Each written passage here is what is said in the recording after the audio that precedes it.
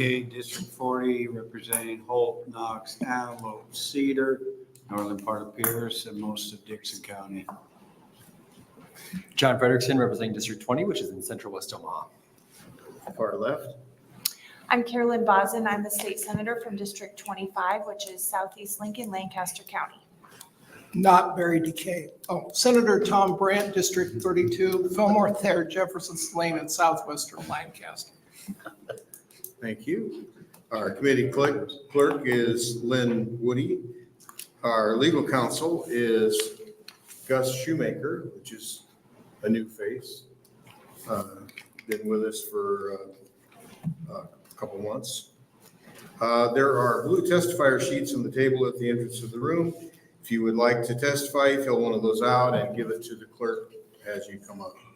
If you're not testifying but would like to record your presence, you sign the gold sheet in the book on the table near the entrance. Handouts submitted by testifiers will be included as part of the record as exhibits. Please provide 10 copies. Senators may come and go during the hearing. This is common, as they may be required to present bills and other committees during the same time as our committee meeting. Testimony begins with the introducer's opening statement, then we'll hear from supporters, those in opposition, and then those speaking in the neutral. Then the introducer of the bill will be given the opportunity to make closing statements should they wish to do so. Please give us your first and last name and also spell them for us. We will be using a 3-minute timer light system today. Remember to turn off your cell phones or put them on vibrate. And we do not allow demonstrations of opposition or support on testimony. So with that, we'll go to the gubernatorial appointments. The first person is Phillip Doerr. Is that how we say that?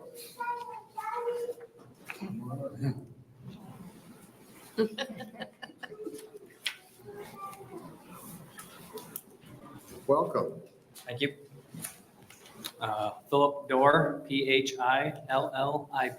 Doerr, Doerr. Okay, if you just tell us about yourself a little bit and why you're interested in this commission. I farm northeast Nebraska, Wausau. We have a small farming operation, cow-calf operation, and as everyone can see, my small family back there. We are extremely invested in the technology, and I think that this NITC board commission position is very important to grow the internet in northeast Nebraska, getting better and faster internet to continue growing the farming economy in the area with the rate at which the technology is growing. And also on a side portion, I want to improve the school's abilities for my family to have better internet for them as well. Okay. Senator DeBoer. Thank you. Thank you for being here very much, Mr. Ort. And I just, you were at the most recent meeting of the NITC with me, and you notice that there's a variety of different folks who come together and they all have sort of their own expertise to bring into the conversation about technology. Do you have a specific piece that you're going to add to that? What is your sort of specific interaction with technology in Nebraska? Strongly on the agricultural side, we have everything from precision planting on up to mappings and trying to work towards self-driving equipment eventually someday. Tried buying a tractor on the way down online and got into a few spots that had no internet and lost the tractor. So there's just kind of a few things like that that we deal with and on a daily basis that I want to try and work towards having better internet, in all of Nebraska mainly, but, along northeast Nebraska strongly. One of the things that we do obviously is try to look at internet, but more than just connections and making sure that those are strong. Have you done a lot yourself, or do you plan to do more with precision ag? Is that something that you mentioned it, but Can you tell me how much you're sort of involved in it in terms of your own operation? Every tractor has GPS. We map everything that goes on. We are very close to a watershed, the Brazil Triangle watershed in Creighton, that is limiting the amount of nitrogen you can put on. So we map every acre, every pound of fertilizer that gets put on. In the happenstance that they expand that watershed area out with the nitrogen, we are transferring data every, I don't know exactly seconds, but it's every few seconds. I'm transferring data from the tractor to the home computer so that I can pull it up on my tablet and watch hired men as they're going across the field and make sure that they have the right prescription for the right field. I can watch the combine as it's going across the field, harvest data, everything. And if there is an issue, this spring we had an issue with our planter. I spent 3.5 hours with John Deere techs all the way from Bloomfield all the way to Illinois that were coming in and connecting to my tractor and trying to work out this issue that we had on our connectivity. So I says, we work strongly with connectivity of all sorts. All right, thank you. Senator Bosman. Thank you. Do you have satellite or do you have fiber here? I currently have a Starlink satellite, and that is the only option that I can get at my place. We've tried cellular, and at the direction at which my shelter belts all line up, it seems to just, cellular doesn't work. I know the feeling. Yeah, we've tried, I've had Vero, US Cellular, and Verizon, all cell phone modules, and we have not been able to make any of them work. We did work with a company,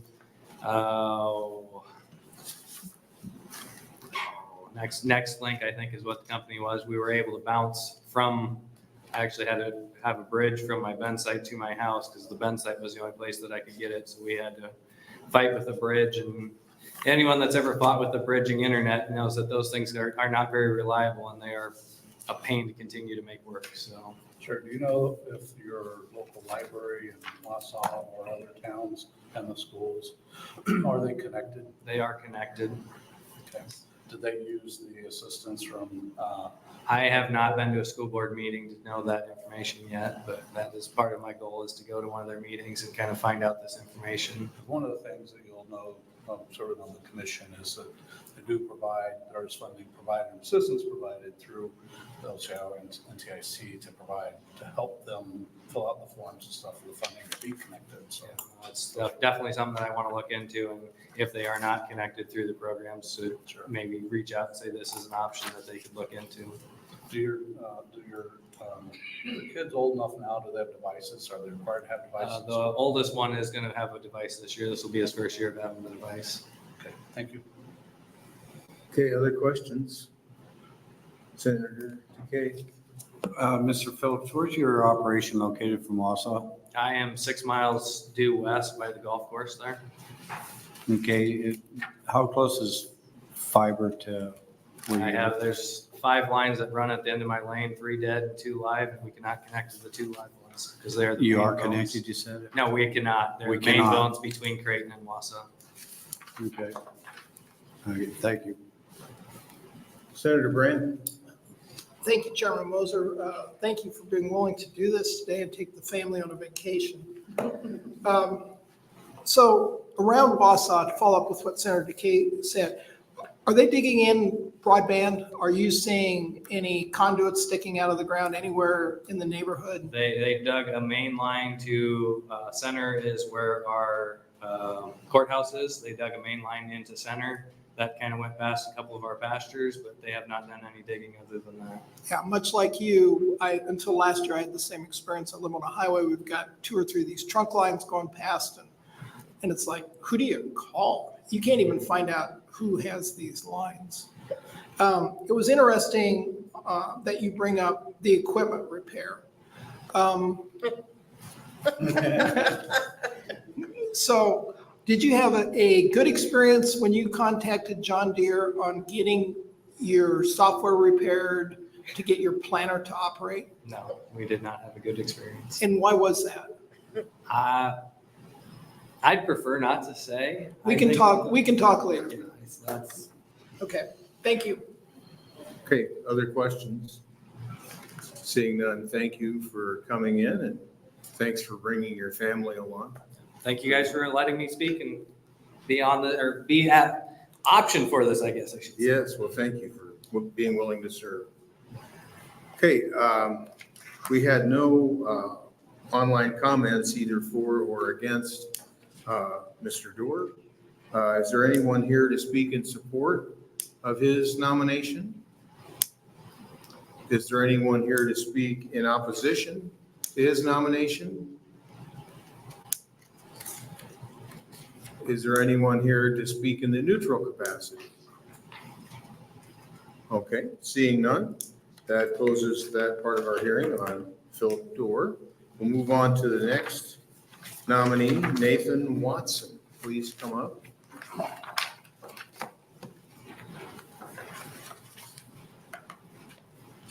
Welcome. Thank you. Nathan Watson, NathanWatson. I forget what's next. Just tell us a little bit about yourself. Sure. So I am a owner operator of an AI consulting company and an AI trade school out of Omaha, Nebraska. We help companies, interesting that he brought up ag. We do a lot of ag tech. Figure out how to use data to make data-driven decisions, build AIs, and to make them useful in their organizations. And then we train individuals on how to do programming, data science, and artificial intelligence. Okay. And what interests you about the commission?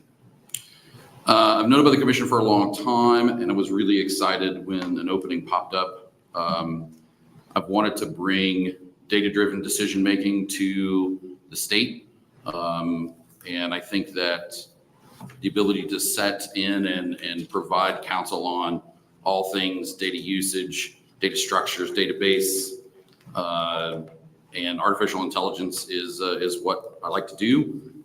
We're building a community, and I think that being part of the NITC is going to help bring light to that community, not only in Omaha, but across the state. Okay, questions? Senator Frederickson. Thank you, Chair Moser. Thank you for being here today and your willingness My to serve. You mentioned that you have a lot of experience working with AI. This is obviously a new-ish technology that's rapidly developing and changing, and certainly can appreciate someone with that expertise coming to the table. Can you share a little bit about how you might envision AI impacting our state in terms of whether that's economy, whether that's state government, or kind of what you might bring to the table with that perspective? So artificial intelligence really has two layers, two very distinctly different layers. The first one is just using an individual using AI to enhance their regular everyday job, right? How to better write an email, how to better Google something, how to write a better presentation. And that's called prompt engineering. And we do a lot of classes and speeches and all kinds of talking about how we help organizations or people inside of organizations really just do their jobs better. Using AI can enhance all of that. Think of it as a personalized Google search for everything that you do. Using artificial intelligence to build an application for an organization like the state to do things better is a very different animal. That requires data governance, database, cybersecurity, programmers. But what we've seen is that inside of companies, it is significantly lowering the amount of time it takes to do a task from 8 to 10 hours to 1 to 2. Still a person doing the task, still a person overseeing the task, but now they're able to do tasks better, tasks faster, and just allows them to be more successful. I could see the state implementing a lot of that type of help in some of your larger databases and some of your larger subsets of organizations where getting the data is such a huge part of the process of getting a permit or getting a license or making a recommendation, that to hasten that journey, to give them better data at their fingertips is going to make all of you guys more successful in what you do. Sure. And with that, just to kind of follow up on that a little bit, I mean, so with AI being a fairly newer or developing technology, and I'm not sure if you follow it throughout the country, but we're starting to see different legislation proposed in different states regarding AI, whether that's a regulatory piece of legislation or otherwise. Do you have any opinions or personal perspective on whether legislation needs to be prioritized related to AI? We're going to have to do something eventually. Whether that means in haste is not real. The problem with AI is, and so I have a certificate that we teach in the trade school. The curriculum that we developed in 2023 is almost 100% obsolete. So anything that you guys write in a legislation to, other than like an ethics type of legislation, if you get into the weeds, it's going to be obsolete a year or less. I'd say even a month, right? The MBA at Berkeley changes the curriculum every other week.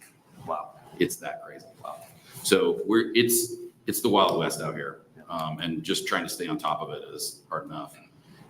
There are some states that are getting some legislation passed, and a lot of it is the ethical usage. But in most cases, what we see is keeping a person part of the process really is the big piece of this. We can recommend decisions, we can help you make decisions, we can give you data faster, but in the end, please make sure that there isn't an AI making the decision. It is the person making the decision. I think there's just really some rules that we could help you guys figure out, or that just a general, hey, if you're going to use it, by the way, everybody's using AI. If you don't think that they are, they are. So some rules and guidance of, hey, don't dump state secrets into ChatGPT without buying a license for it. Those types of helpful pieces of guidance we as a state should produce for everybody. Because that is happening, and we should give people, some understanding of what should and shouldn't be done. Thank you. Mm-hmm. Senator Brent. Thank you, Chairman Moser. Thank you for your willingness to serve on this. And Senator Frederickson kind of stole my thunder on where we need to go with this, because I do think there needs to be an outline, recognizing that AI changes daily. You know, this thing is amazing. I mean, it is amazing what this can do. So I'm going to kind of change my tact a little bit. I serve on the Natural Resources Committee, which oversees electricity in the state. Sarah Bossman is the chair. And I believe what I saw in 2 years, Nebraska will use more electricity than what it produces. And this has gone up exponentially. And it's because of data centers and Bitcoin mining. What happens to your AI when you're going to end up like our farmer friend over here in Wausau and not have enough juice to run this thing or enough broadband width to make it work? I mean, has the industry looked at that? I think the industry's petrified by it, quite frankly. We're going to have to build some more power capacity. That's really what it amounts to, and we all know this, right? Even if you spend any amount of time thinking about an electrified automobile group of cars, we're woefully negligent in the amount of power that we can produce. And the power pool, the SPP that we are part of, it doesn't have enough power in it either. So you can crank all the Texas nukes up to 100 and it still doesn't get us there.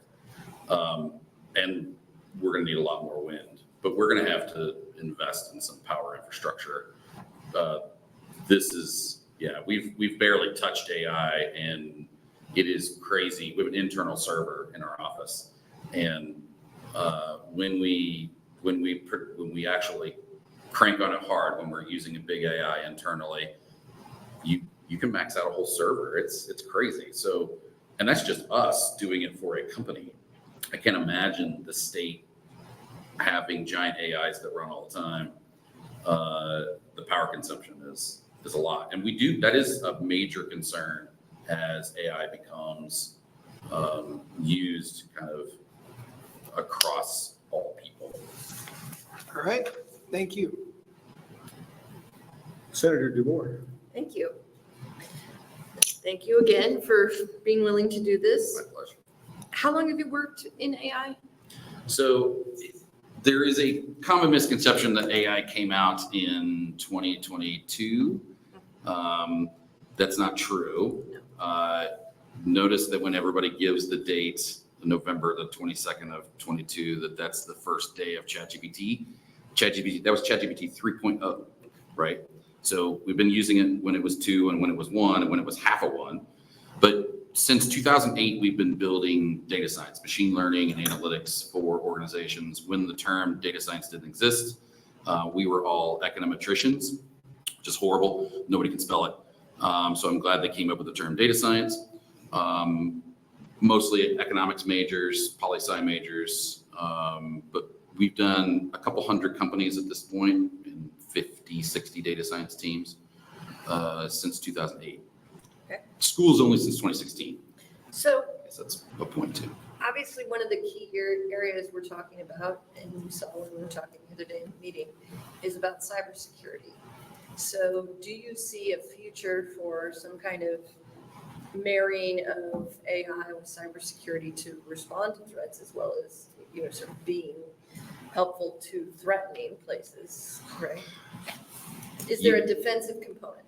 Of course. I think that AI helps with a lot of that. It's very good at identifying threats. It's very good at seek and find type of missions where it goes into giant data sets and pulls out the things that are awry. We are building a cybersecurity certificate, and that will be, there's a lot of Venn in the Venn diagram, as they say, between the overlap of data science, data engineering, AI, and cybersecurity. I think they're all bites of the same apple. Got to have one to have the other. And so I think that we're going to have to invest pretty heavily in cybersecurity as well as power generation. That you can't, there are definite ways to keep AI from searching everything or giving away secrets. There are definite ways to sandbox, as they say in the industry, AIs, but you have to have somebody that is in charge of cybersecurity, that understands data engineering, that is kind of in charge of that is making sure we don't do it haphazardly. Thank you. Senator DK. Thank you, Mr. Watson, for being here today. Going off the power generation part of it, have you guys engaged in talks with OPPD on where you're going to be at 4 years from now as far as generation needs, and how are they going to be able to help you out going forward within the industry? So OPPD has been a client for a number of years, not doing AI. I think that they're starting to feel the pressure of that. I think other people are talking to them about AI generation, but that is one of the things that we hope to get in front of them over the next 6 months to a year and really start helping them figure out what that usage piece might be. But no, nothing formal yet. I was just wondering, talking with the SPP and stuff, how much dispatchable generation is available to OPPD, and how much are they looking to have to add in the next, say, to 2029? Have you had those talks with them yet? Not in a long time. So anything that we do with OPPD is not about power usage, or it's everything we've done for them has been in like the R&D section, where we're trying to figure out different ways for them to use data and data science to give their customers better usage, and to help them do other things. But no, I think that that's a valid thing that should be happening.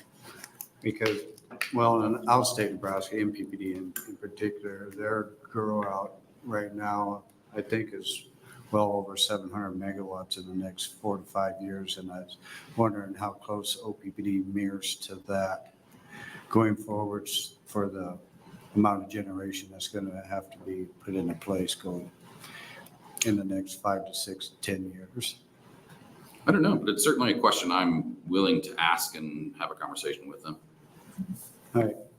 Thank you very much. Senator Bosselman, Thank you, Chairman Moser. I don't recognize you with the whiskers.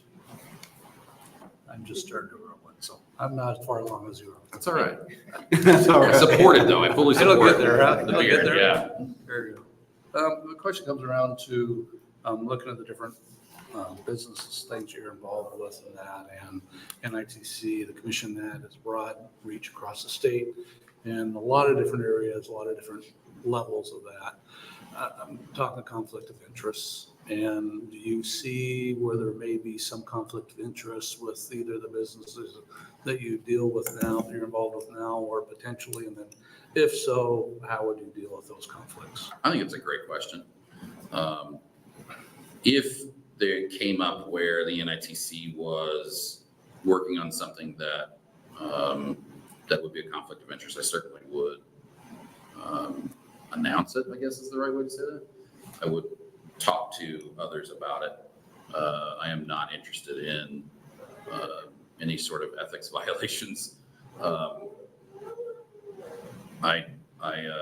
don't, I mean, when we go and work for an ag tech company or a manufacturing plant, I don't know that anything that we're building, which is, you know, models on churn and customer acquisition and, you know, programming models to do a first pass at programming. I'm not sure any of that will get to be an ethics violation, but we're going to err on the side of caution where we'll bring up all that stuff early and often. Okay, thank you. Yeah, it's certainly something I thought about before raising my hand for this. Sure. Okay, good. Any other questions? I just had one comment. From listening to your description of artificial intelligence and AI, I'm encouraged to know that I could be a world expert in 2 weeks. I don't know about 2 weeks. Well, it changes every 2 weeks. What I would have known 2 weeks ago is Right, not true. that's exactly right. And so I don't know how I'm going to absorb all that. But. All right, any other questions? Thank you for your willingness to serve. And I think you'll make an interesting contribution to the commission. Thank you, guys. So if you we're finished grilling you, and we'll see if there are any supporters, you go ahead and take your seat. Thank you, guys. Thank you.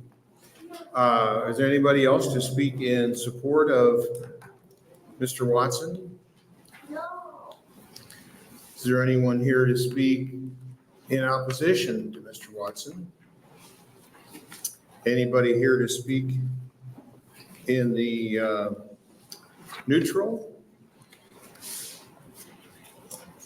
Okay, that'll close our hearing on the appointment of Nathan Watson. Thank you all for coming today. That brings us to Senator Day and her LB 29.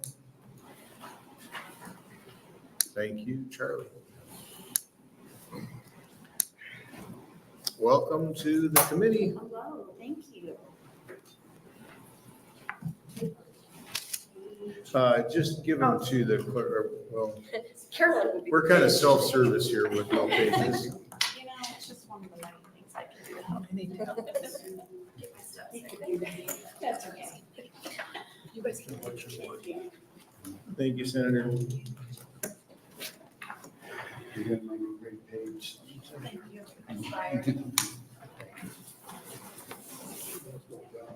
Listen, she's making a run. She can have all the jobs. She can do them all. She's a mom. Thank you. All right. Okay. Good afternoon, Chairman Moser and members of the Transportation Committee. My name is Jen Day, that's Jenday, and I represent Legislative District 49 in Sarpy County. I'm here this afternoon to introduce the second of 3 property tax bills I brought during special session, LB 29, which would sell the state's executive aircraft and place the money in the general fund for the purposes of property tax relief. Recognizing that there are public emergencies, LB 29 has a broad exemption that allows for charters for emergencies and natural disasters. No single cut will solve our property tax crisis. However, LB 29 can be another piece of the puzzle in making the arithmetic work for property tax relief. I got this idea from former Iowa Governor Terry Branstad, who sold Iowa's state plane during his tenure. Notably, other governors have followed this model, and former Alaska Governor Sarah Palin, former Florida Governor Rick Scott, and former Indiana Governor Mike Pence have sold their state's executive aircraft. So while many states have private executive aircraft, this has also been a way for governors to lead by example in cutting spending. And it's worth having a conversation whether this is a way our state could make a cut in an area that very few Nebraskans would feel. Nebraska's current executive aircraft is a 2014 Beechcraft King Air C-90 GTX, which was purchased for $3.5 million following a cost study and analysis by aviation consultants hired by the legislature. Under this study, it determined that the total life cycle cost of this aircraft will run about $10.7 million over the state's projected 20-year ownership of the aircraft, of which we're currently 10 years into. I don't think we're breaking news to anyone that Nebraska is a large state, and I know that there is an argument that this plane connects the governor with communities where it's a hassle to drive. But I also think everyone knows that having a private plane is expensive. At $5.08 per mile, it costs to fly this plane. It's a luxury that could be better spent elsewhere. The money going to this plane is not a better use of tax dollars than the proposed cuts elsewhere in the budget. And it definitely does not outweigh the value that this funding would have if we simply return this money to the taxpayers. I know this is not a painless cut and it will be a hassle. However, I'd argue that we should cut this before making cuts at HHS, the State Patrol, Corrections, or the Crime Commission, all of which were unilaterally cut by the governor outside of the normal appropriations process this spring. No budget cut is painless. The state plane is a less painful cut than most. If there weren't multiple states that hadn't already done this, I would not have brought this bill. However, we can look to our neighbors to the east for a good perspective on this issue. When asked by the World Herald about the lack of an Iowa state plane in 2013, Governor Branstad's communications director remarked that ground transportation is just what we try to use, while the World Herald noted that Governor Branstad had only chartered 4 flights in the past year. I think Iowans are getting a better deal than we are in this area, especially when you look at flights between Lincoln and Columbus, Lincoln and Beatrice, or Lincoln and Nebraska City, all of which can pretty reasonably be driven in an hour. We can be better stewards of Nebraskans' tax dollars. And the fiscal note confirms this. If you look at the fiscal note, the state can gain an immediate $3.15 million in front savings by selling the plane. On top of that, we will see hundreds of thousands of dollars in savings for the Division of Aeronautics, which could be better spent carrying out the core duties of the department and opening up an appropriation cut in the future commensurate with the realized operational savings. In contrast to Nebraska's model, when the World Herald looked at Iowa in 2013, Governor Branstad had spent only $4,500 on charters over the previous 9 months. Furthermore, this is beyond the scope of the current fiscal note, but we'd also be saving in acquisition costs of the next aircraft for a future budget, since we're halfway through the 20-year life cycle of this current plane, according to the best practices and safety analysis of the consultants hired by the legislature when this plane was purchased. I realize that there is utility in this plane. However, I also think that when we're ranking priorities, Nebraskans would not rank this particular one very highly. There's also precedence for this in the private sector. When the current CEO of GE Aerospace, Larry Culp, took over in 2017, One of the first things he did was ground their fleet of private jets, and this is a company that makes jet engines. If a Fortune 500 aviation company like GE can live without private planes in an effort to cut costs and return value to the shareholders, I think we owe it to the taxpayers of Nebraska to try that as well.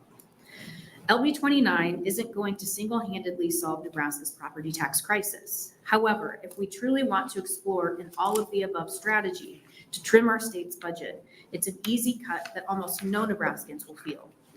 I'd urge the committee to follow the lead of other fiscally conservative governors and advance LB 29, and I'm happy to answer any questions. Okay, are there questions? Senator Brand. Thank you, Chairman Moser. Thank you, Senator Day, for bringing this. On page 4 of the bill,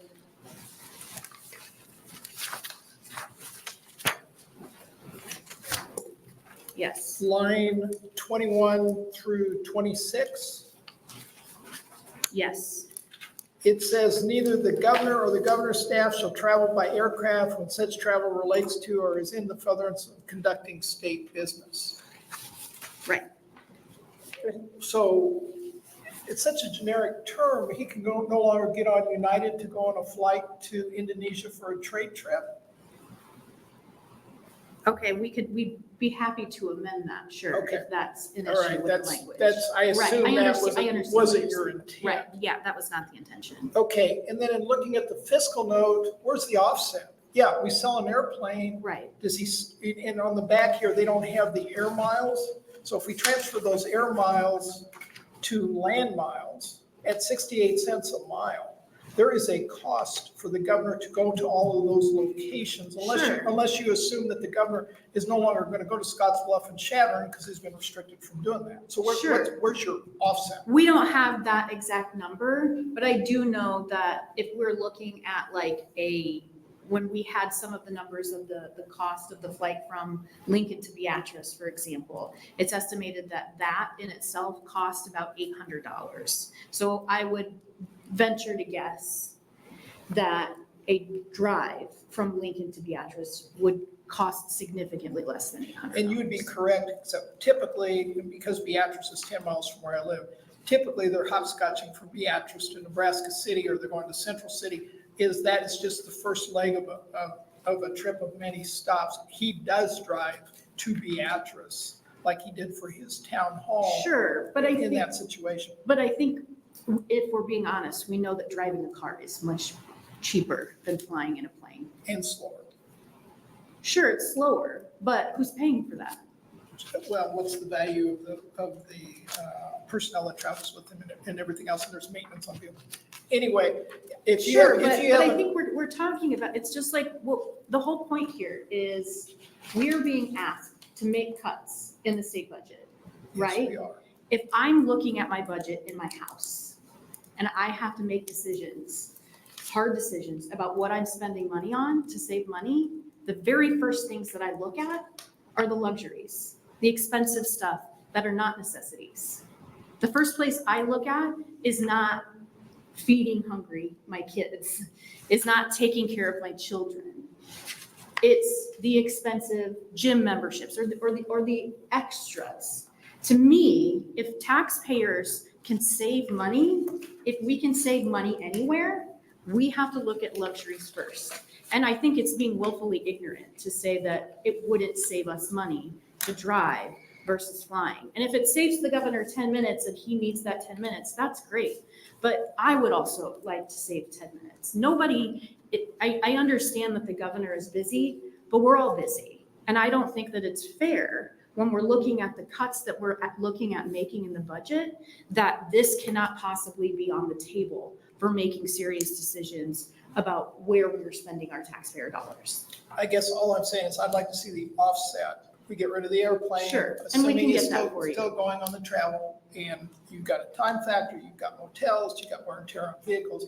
All I'm saying is that 3.1 million isn't the total benefit of this. It's less the cost to do it the other way.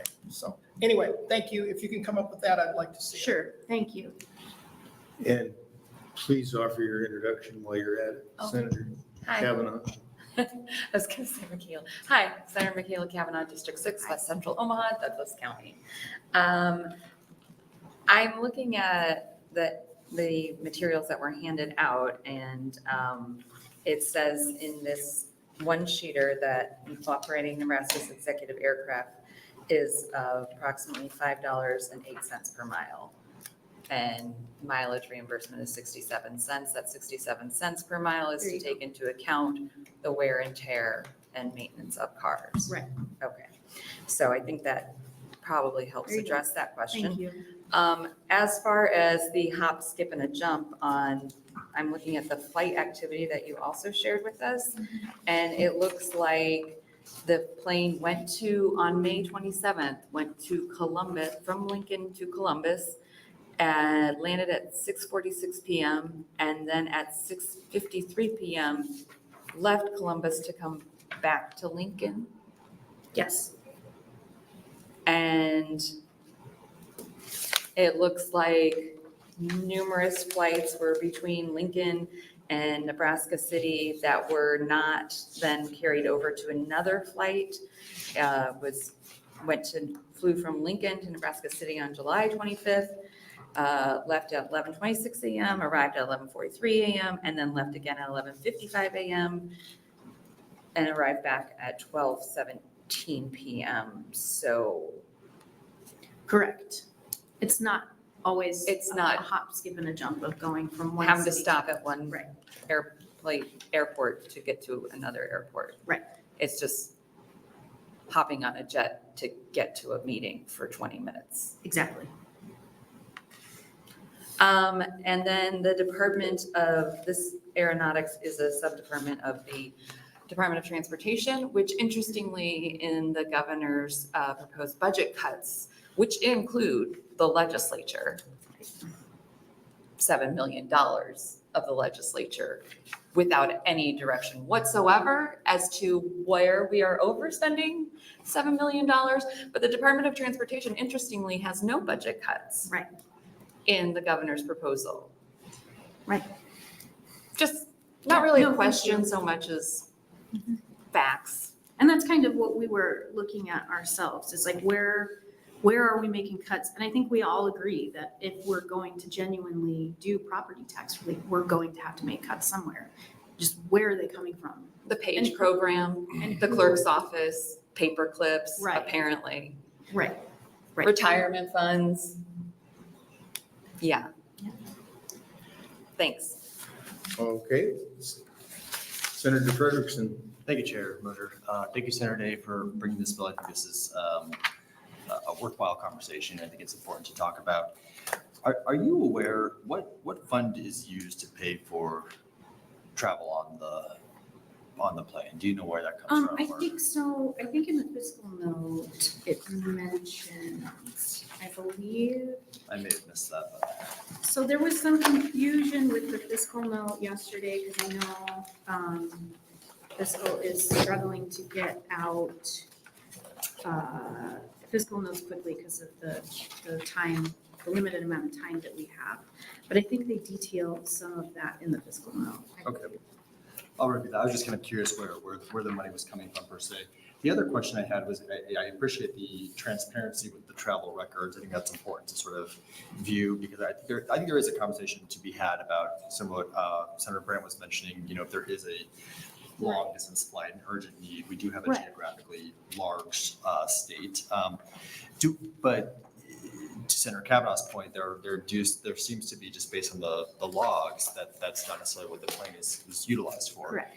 Do you know if there's is there a transparent or public process for when it's determined when the state plane is used? Is that something that is, who makes that decision? Is there a approval process, or is that something that just on a whim can be decided by the governor? It doesn't appear to me that it's publicly available. Maybe, I'm not saying that it isn't. Okay, sure. If there's somebody here, maybe from the governor's office or from one of the divisions discussed, they may have the answer to that question. Thank you. Senator DK. Thank you. Thank you for being here today. When it comes to the planes, and we fund the university to a large amount of money, would it be fair to say we should be looking at what the university is using their plane for? Maybe cut back on usage of that plane or get rid of that one? Sure. I mean, if that's an idea that anyone has. I mean, that's not And- what my bill does, but Well, I mean, we're talking about planes and what we're using them for. MPPD has plane. And I know from personal experience, the flight patterns of that plane, and a lot of that is used, yes, to carry passengers, carry MPPD executives, but also it saves the company, the organization, a lot of money, especially when you're talking about the need for repairs at Cooper Right. Nuclear, to fly that plane to New Jersey and pick up parts that would at $1 million a day to run that company or to run that facility, and to have that up and going within 24 hours rather than 5 or 6 days, that'd be $5 or $6 million savings. Approximately 4 years of cost of the plane. So, and that's a government entity. Do we look at getting rid of that plane then too, or? I think you could look at absolutely any option where money is being wasted on transportation, particularly if we're talking about elected officials and publicly elected officials state. If the taxpayer is funding that transportation and if there's a more cost-effective way to do it, then yes. If it's a necessity and it's saving us money to be using a plane, great, then let's do that. But I think any option that's available, it should be on the table. The governor himself said that. Like, we should all be looking at what we're spending money on and how we're spending it and how efficient it is. And yes, I think any option should be on the table. Thank you. And then the last couple, I'll pair them together. Governor Branstad and the CEO of GE. Right. When they got rid of the planes, did they use more commercial flights? Did they lease planes to do their travel? And what were the costs incurred by them? So I mentioned a little bit of that in my opening. So Governor Branstad sold their state planes in 2013, and they said in an interview with him, he had chartered some planes for transportation in that past year since selling the other planes, and it had cost the state about $4,500 on those charter flights. I don't know all of the details of what of the other modes of transportation he used, if that was ground transportation or what. But that was part of what he was doing, is chartering planes. And, the last segment would be, if we're within the United States where this plane could be flown to, obviously we're not going to go overseas with this particular plane, but the cost of the governor's security and stuff, booking flights, if it is commercial, to put security in the same aisles, extra costs of those seats and stuff like that, and make sure security is where they're supposed to be on that plane with them. All that's been considered too. Yeah, I mean, I'm not talking about flying from here to, Wisconsin. We're talking about in-state flights from Lincoln to Beatrice or Columbus that are unnecessary and costly to the taxpayers. If it's costing more significantly than it should, then I think it should be part of the consideration in the budget cuts that we're making, period. And again, I think it's willfully ignorant to say that it wouldn't be cheaper to drive a car from Lincoln to Beatrice or Columbus than it is to fly a plane, with everything considered, security and all of that. It's expensive. We all know that. But that's not what we're talking. We're not talking about flying from here to wherever on commercial flights. We're talking about in-state travel where we could be saving literally millions of dollars. Okay, thank you. Yes. Other questions? Senator Kavanaugh? Thank you. I more wanted to make a clarification that it is actually unconstitutional for us to tell the university to sell their plane. Okay. However, we could cut their budget by the amount that they could save by selling the plane. So Thank you for that. for the record. Okay. All right. Thank you very much, Senator. Thank you. Is there anyone here to speak in support of LB 29.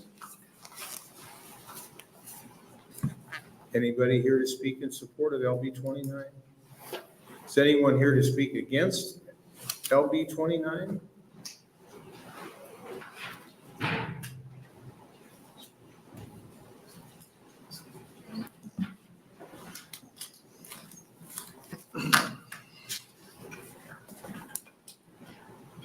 Welcome. Good afternoon, Senator Moser. Members of the Transportation and Telecommunications Committee, thank you for the opportunity to come and testify today. My name is Jeremy Burrell, Jeremyborrell, and I am the Director of the Division of Aeronautics within the Nebraska Department of Transportation, and I'm here to testify in opposition to LB 29. As the agency which owns and operates the state aircraft, I want to provide the committee with some contextual information about its use and the value that is provided by the state owning an aircraft. The NDOT Division of Aeronautics owns and operates the 2014 King Air C-90 GTX that was purchased by the legislature in 2014 following the sale of the previous state aircraft and authorized by Legislative Bill 1016. This aircraft would be required to be sold under the proposal of LB 29, as well as any other aircraft purchased by the division. For context, as shown in our fiscal note, the aircraft has an appraised value of approximately $3.15 million, an annual cost to service and maintain of approximately $100,000 annually. However, this bill does not calculate the benefit to the state in terms of efficiency and cost savings to taxpayers, allowing state government clients to travel much more quickly and directly between the far corners of our state. As you know, a drive from Omaha to Scottsbluff can take nearly 7 hours versus an hour and 45-minute flight in the state aircraft. This leads to valuable time savings for state personnel, which indirectly translates to cost savings for the taxpayer when you consider the productivity of the state CEOs who use our flight services and can allow for multiple meetings a day across the state, rather than a single meeting requiring multiple days of travel and overnight stays. Please see the handout entitled Cost-Benefit Analysis Examples for State Aircraft Travel, which we have provided. As a reminder, flights on the state aircraft are open for all state government branches, including by members of the legislature, not just flights of the government. All flights must be for the sole purpose of state business. Over the past life of the aircraft, the plane has been flown more than 220,000 miles, spread between 21 different state agencies, including the governor's office. This is listed in the second handout in your packet. We've also found examples of at least 40 other states owning aircraft, of which 35 or more provide some level of service transporting state officials for official business. With that being said, I would also like to provide some clarification about some flights you may have heard about in the media, which the governor has supposedly taken between nearby airports such as Lincoln and Beatrice. For the record, this has been misreported and the governor was not on these flights, but rather these short flights were meant as training for the new pilot, which NDOT recently hired.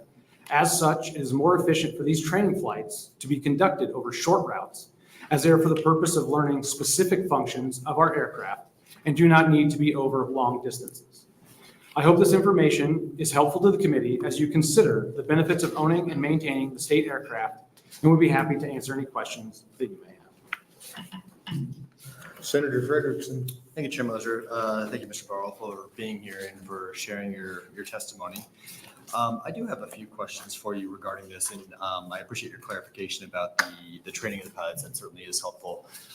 If you look at this, though, the vast majority of the log, it seems to go beyond training. I mean, I only see one flight or two flights on here that exceed 1 hour in time since May of this year.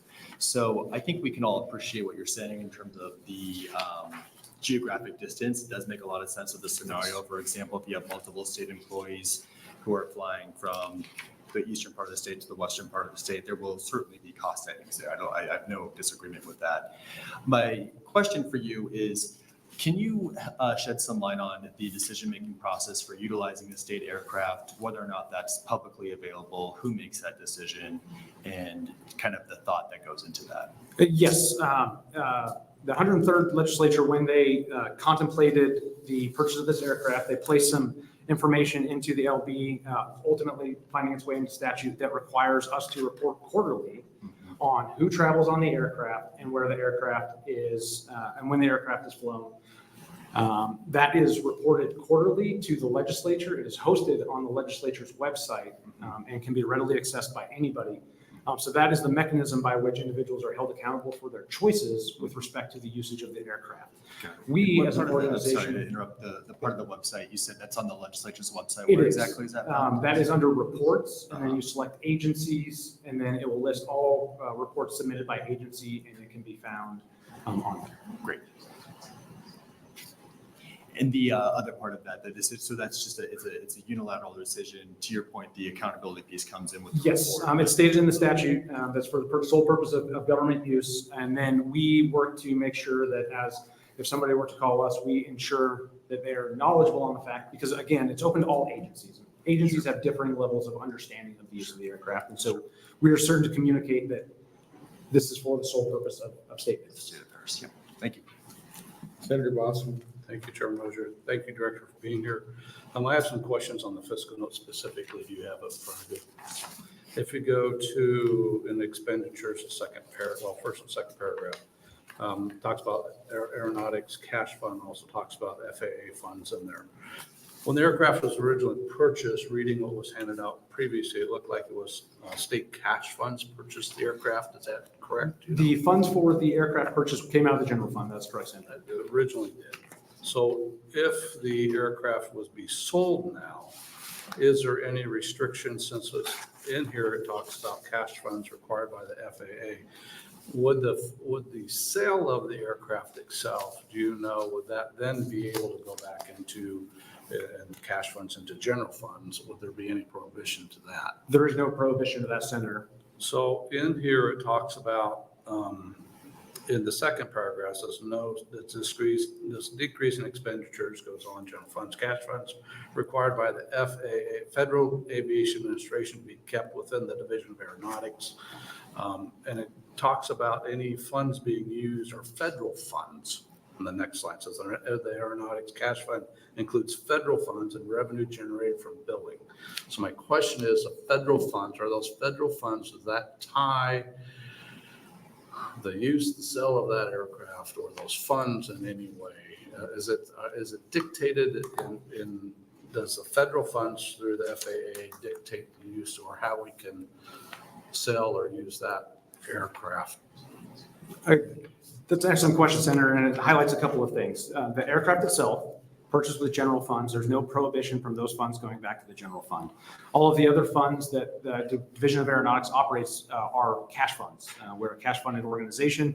We have the Aeronautics Cash Fund, which is funded primarily through aviation fuel tax sales collected here in the state. And that is what the reference to the FAA's Federal funds. oversight. So we have an obligation, because we are the recipient of federal funds as well, to utilize those aviation fuel tax funds in a manner consistent with the FAA. So it must be used for state aviation program or for airport uses. Okay, so further it goes in here, it talks about revenue generated from billing for the use of the state-owned aircraft. Is that billing, is that from other agencies and departments, or is that from others outside of? So I believe in here at the bottom, in the note, it talks about all the other departments, agencies that may use it, so there is a charge. That's correct, for them Senator. to use So that.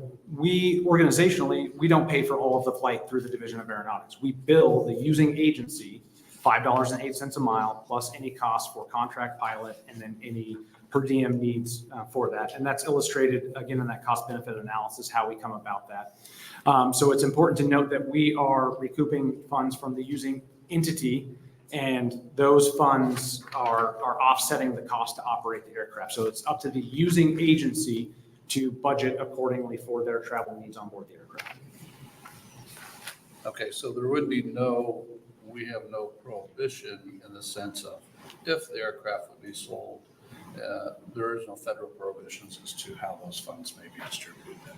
The proceeds from the sale of the aircraft, that is correct, Senator. So we anticipate, we project a sale price of somewhere in the approximate 3.15 million with a 5% broker fee factored in there as illustrated in the fiscal note. And those, we see no prohibition from those being able to be returned to the general fund. Thank you. Other questions? Senator Kavanaugh. Thank you. Thank you for being here. The flights that you talked about in the log that were training flights, why are we using the state plane to train a pilot? That's an excellent question, Senator.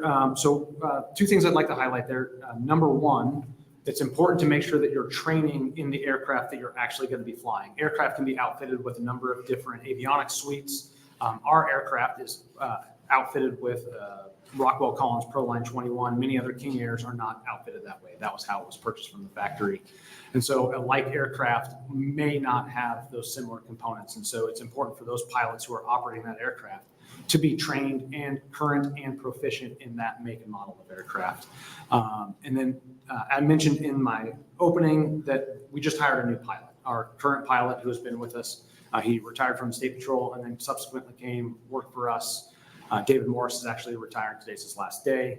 So we have been doing training flights to ensure that our newest pilot is current, proficient, and capable of providing safe and efficient governmental transport to all the entities of the state of Nebraska.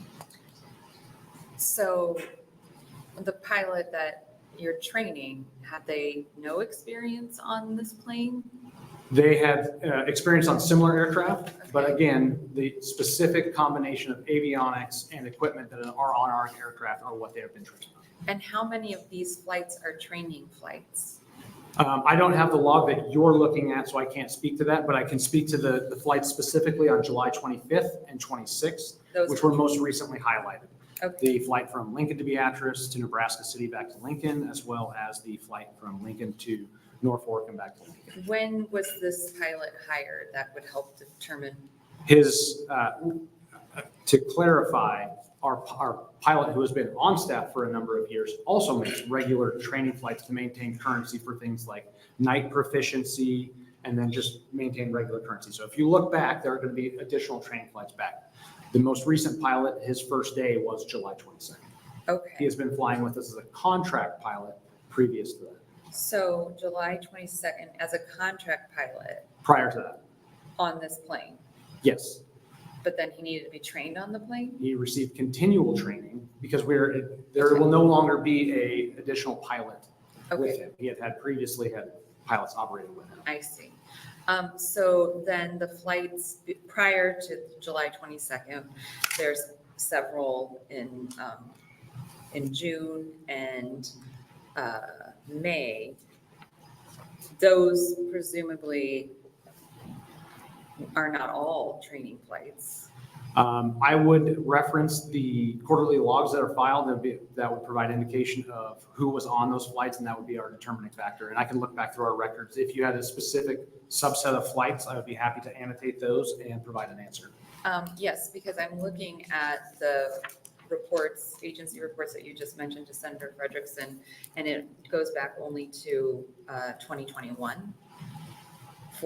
We maintain hard copies on file, and we would be happy to look back if you have specific flights or if you would like a specific subset of information. I mean, I think any of the flights for the past, since 2023, that are not training flights, we would like the logs of those to know. It's hard to know which are training flights and which aren't. Like May 27th, there's a flight from Lincoln to Omaha, or from Lincoln to Columbus, and then back from Columbus to Lincoln. Would that have been a training flight? Without knowing who was on board the aircraft, I can't speak to that, but I'd be happy to get an answer for you, Okay. May 27th, and any other that Okay. you have an inquiry on. And then I'm looking at the records that have been submitted, and I wrote it down here, but in 2020, there were 3 flights that were reported to the state. And in 2019, there were 4. If you'll remember back, Senator, that was around the time that COVID was having a significant impact on all 2019? late 2019 into 2020. But 2019. The amount of travel on board the aircraft does have the tendency to ebb and flow as administrations change, as the plane's usage. We are working diligently to increase utilization on the aircraft because the asset does exist and utilization drives benefit. In 2018, there was 1 flight. reported. So it does seem like maybe there's more flights happening under the current administration. And I appreciate that you want to use it as a benefit, but it's a cost-saving benefit according to your analysis that you handed out. I'm sorry, I have a lot of papers here, but it's a benefit when it's those long trips.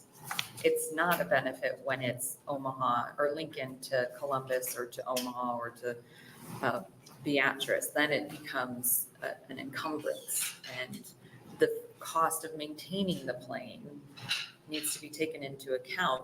Could we not charter a plane when we need to take those longer instead of keeping a plane in stock? Chartering a plane is also significantly, has a significant cost related to it. And that's something that we can evaluate as far as. A greater cost than maintaining the plane?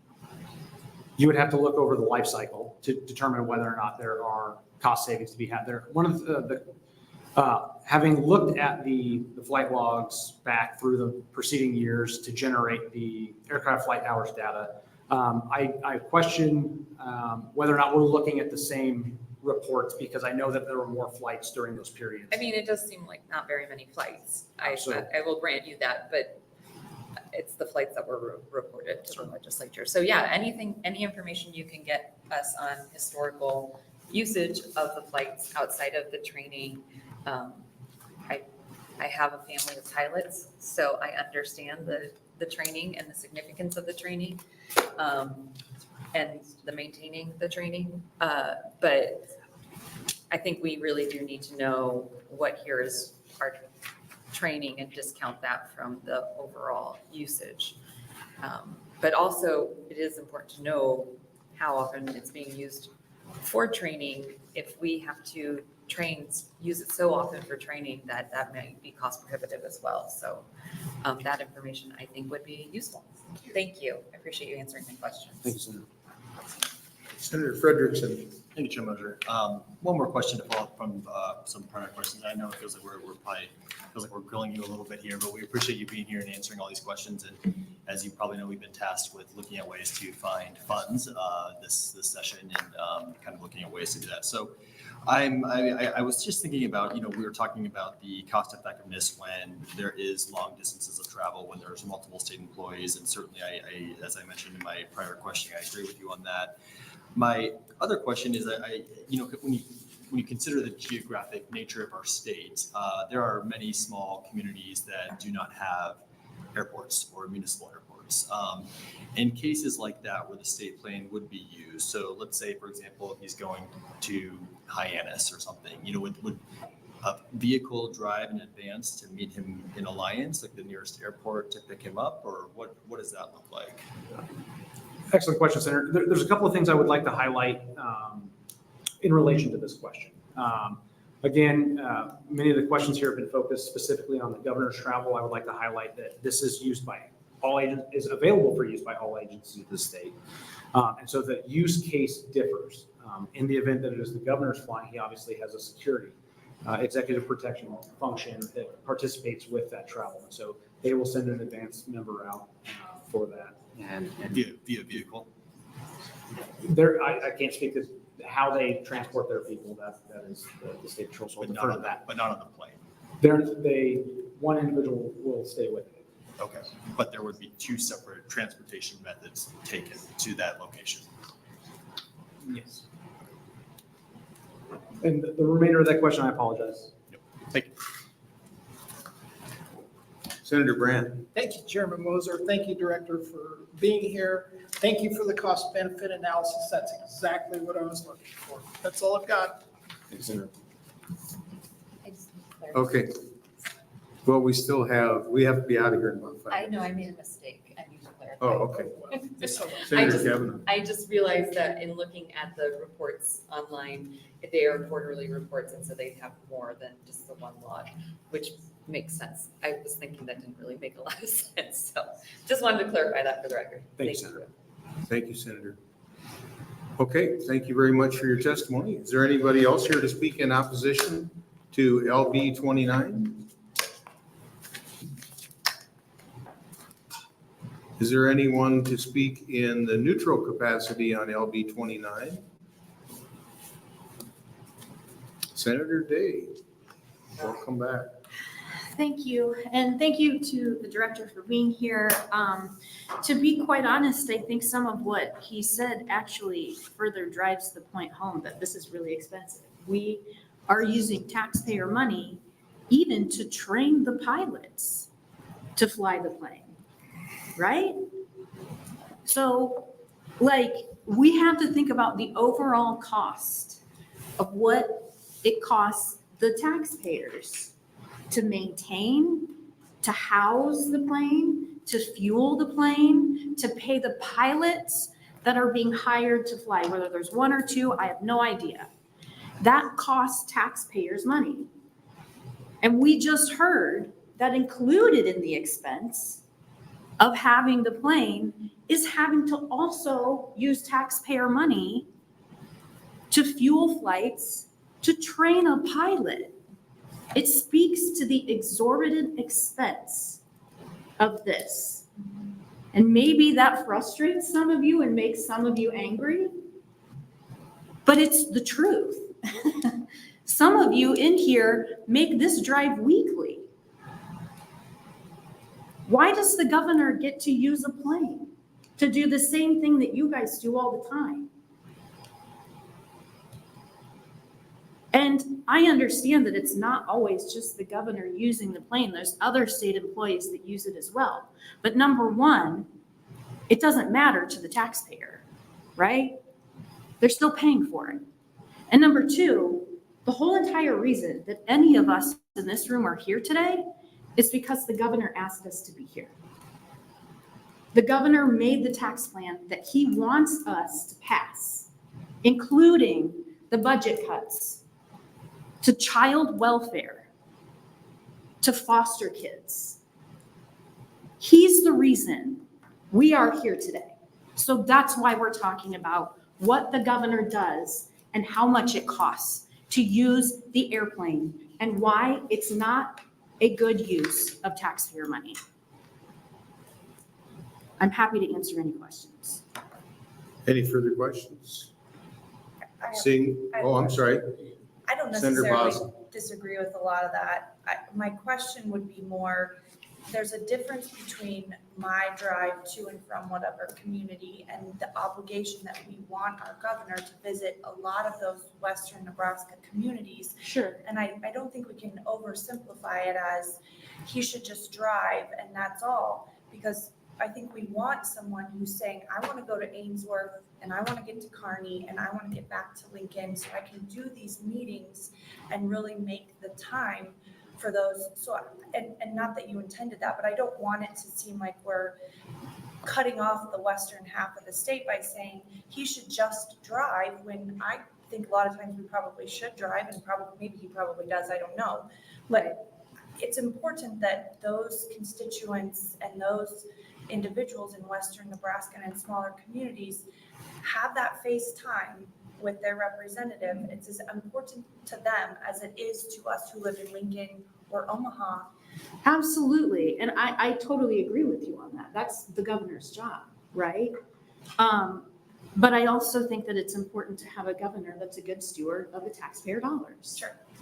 And if he can do it in a cheaper, more efficient way, then he should be doing it that way, right? I mean, it's just as simple as that. You know, we want him to go wherever he needs to go in the state. But also, again, when we talked about Terry Branstad in Iowa, they sold the state plane and he was still able to make his way across the state for $4,500 in that year. Other agencies were also, was the Iowa state plane also being utilized by other agencies? I don't know the answer. So I believe so, yes. Okay. Yes, they had 3 planes.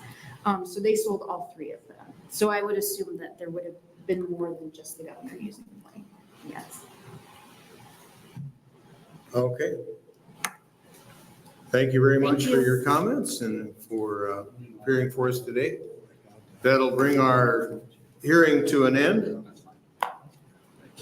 We'll clear the room for, or at least the front desk for the next hearing at